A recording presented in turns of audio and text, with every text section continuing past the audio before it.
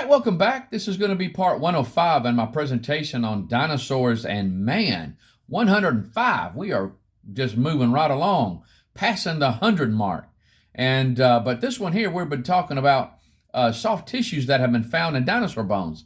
An absolute incredible find. And it really depends on what is your worldview. Just like I've stated off and on through this whole presentation, you got two worldviews, guys. There's only two.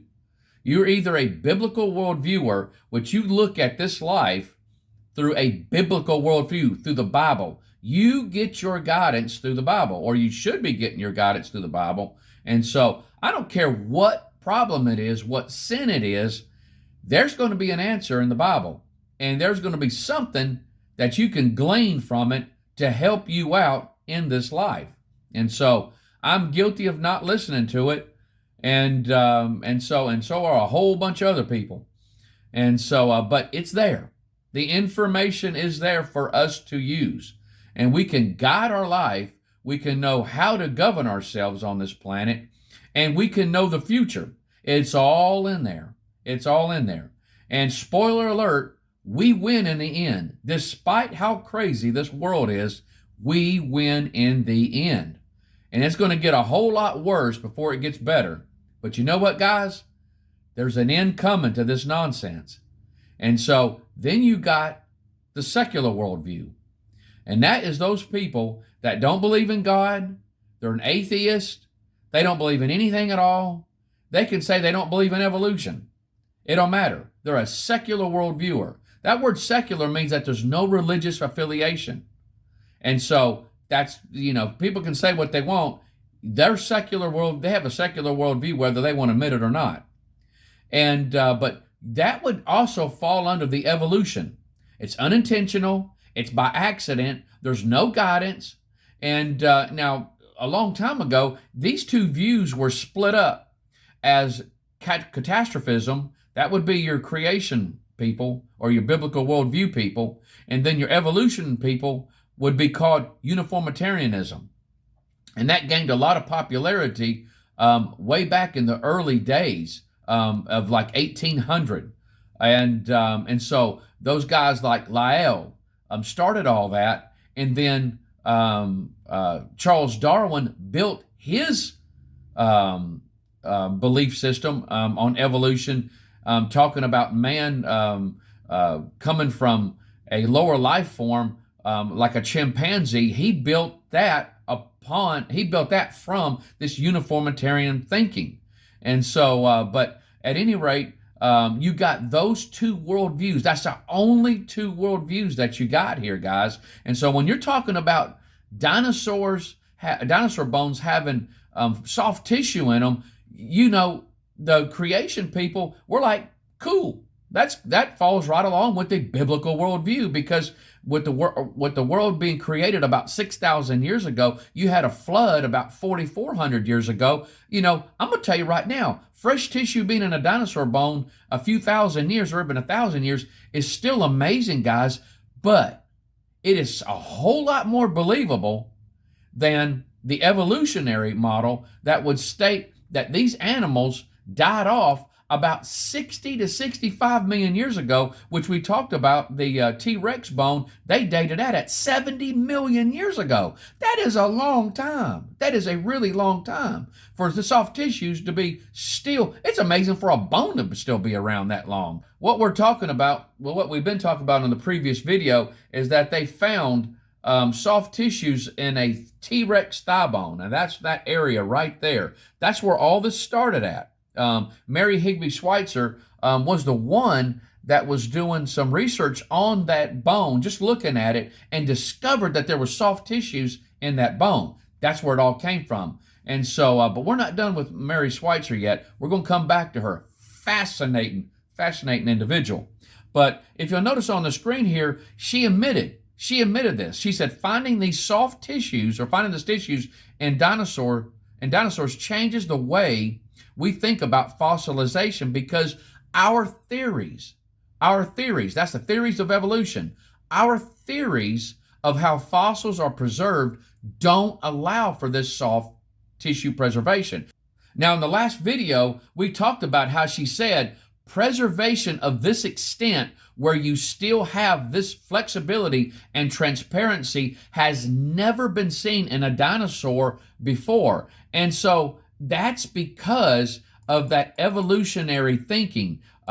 They were not thinking that, hey, listen, there could be some soft tissues in there. It was completely found by accident. Completely found by accident. They did not, and they were already thinking there's not going to be anything organic that's going to be in these bones. Now, she went on to say here, if protein sequences can be identified, they can be compared to those of living animals. This might allow a better understanding of how different groups of animals are relating. Now, I'm going to repeat that again. You got to really catch what she's saying here.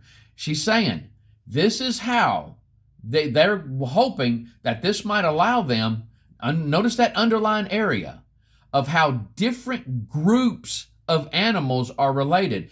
That's not just some blind statement right there that she made. Now, the way evolutionary thinks is that all the animals, everything that's alive on our planet are related. We're all related to each other. And this right here is the tree of life. This is the tree of life. And you'll notice all those animals, plants, insects, everything, guys, aquatic life, all that originated from one spot, the origin of life. And everything kind of branched off from each other. And you got humans up above. We're all connected. We're all connected together. That's the way they think. Now, as far as dinosaurs, they believe dinosaurs evolved into the birds of today. And so now you've got these two types of dinosaurs right here. Now I'm going to try these words here. It's called Saurischian. The other one is called Ornithischian. And so I hope I'm doing good in here. But at any rate, they're looking at the pelvic bones. They're looking at the pelvic bones there. Now, if it was me, if you was to say, Donnie, which two of these dinosaurs would you think would evolve into birds? If I had to take my best guess, I would say it would be that top one. That's the one that I would pick for it evolving into birds. But believe it or not, it's the bottom one. It's the bottom one. That Stegosaurus right there. That's the one that they believe were the types of the hip. They call it bird hip. That word ornithischian means ornithischian means bird hip. That's what that means. It means bird hip. And so that's the one that they said, or the type of dinosaurs right there that evolved into the birds of today. That's what they're saying. And so that's not a blind statement right there when they're saying that we hope that we can just study these things to find how different groups of animals are related. And so we're going to come back to that statement again here at the end of this video. But now we're just going to kind of rabbit trail just for a minute because I want to show you something. Now, that whole question there, dinosaurs related to birds. Now, there was a fossil that was found in China. And this is it right here. Now, if you notice this fossil here, notice that how its head is kicked back. Now, that right there is what they refer to as the death pose. They refer that as a death pose. And so they believe when these animals were covered by sediments that was carried by water, that they were trying to gasp for breath. And what they'll do is they'll throw their heads back. And there has been all types of fossils that have been found that have been in this pose right here with the head thrown back, the neck kind of thrown back. They call that the death pose. But this animal right here, there was something that was very interesting about this that was found inside of it. If you'll notice in the stomach area, of it, there was remains of 3 birds that were found in the stomach. 3 birds that were found in the stomach of that animal. And that's the type of bird right there. And so I'm not even going to try to pronounce that bird, but you got the genus that's first, and then you got the species after that. And so, but that's the type of birds that were found. And there's just some more pictures of that. And it says birds must have been consumed in a fairly rapid succession. And what I believe happened here is I believe during the flood that this animal here was starving. and it was hungry, and it was about to eat anything it could get its mouth on. Because if you'll remember, when God created the world, everything ate plants. Everything ate plants, and so now, of course, after the sin, after Adam and Eve sinned, that's when violence became on the earth, and so there were all types of. You could see even bite marks on certain dinosaurs where the bite mark. I think there was one specifically where it had the tooth of a T-Rex lodged in its hip, and it had already had started healing. And so I don't know, was the T-Rex trying to bite and kill to eat it, or was it just biting it because it was just, they were just fighting? Maybe that animal got too close to it or something. I don't know, but the tooth had already started healing in that hip bone.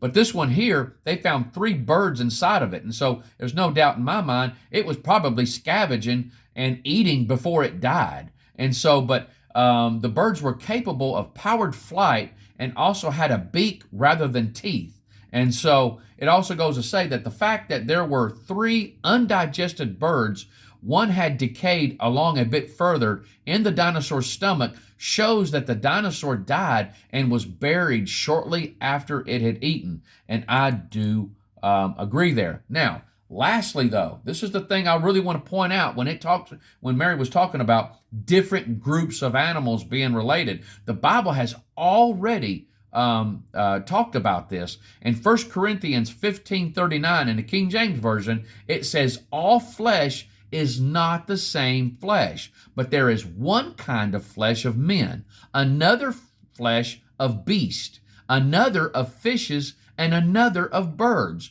Guys, this is your answer to evolution. This, when you want to ask, is there anything in the Bible that talks about evolution that we can use? This one verse right here, guys, finalizes it, period. Now, what finalizes to me is when it says God created the heavens and the earth, and then he gave the days of creation that he created the earth in 6 24-hour literal days. And so, but this right here in the New Testament says that all flesh is not the same flesh, but there is one kind of flesh of men, another of flesh of beasts, and another of fishes, and another of birds. He's right there, has already covered all the groups that she's trying to refer to. And so again, keep this in your back pocket and remember this. And so, but we're going to stop right there, and we're going to continue on with this fascinating topic of soft tissues being found in dinosaur bones. And so, but you guys take care. I love you,